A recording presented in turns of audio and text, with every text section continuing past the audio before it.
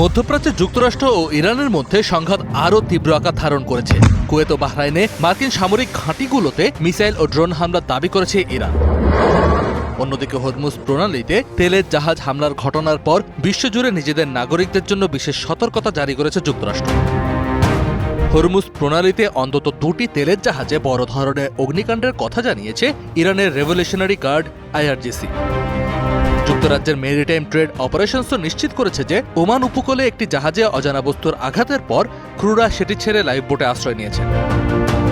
IRGC হুঁশিয়ারি দিয়েছে, যুক্তরাষ্ট্র এই অঞ্চলে তৎপরতা অব্যাহত রাখলে হরমুজ প্রণালী পুরোপুরি বন্ধ করে দেওয়া হবে, এমনকি এই পথ দিয়ে এক ফোঁটা তেলও রপ্তানি করতে দেওয়া হবে না বলে সতর্ক করেছে তারা।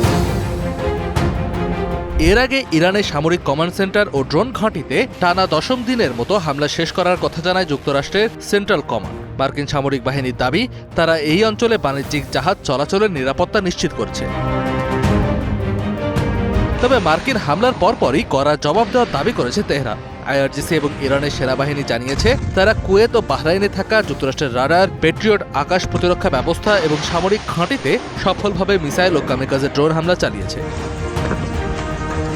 এমন উত্তেজনাকর পরিস্থিতিতে বিশ্বজুড়ে মার্কিনীদের জন্য সতর্কতা জারি করেছে যুক্তরাষ্ট্রের পররাষ্ট্র দপ্তর। বিশেষ করে মধ্যপ্রাচ্যে অবস্থানরত নাগরিকদের চলাচলে বাড়তি সতর্কতা অবলম্বন এবং সম্ভাব্য ফ্লাইট বাতিলের বিষয়ে প্রস্তুত থাকতে বলা হয়েছে।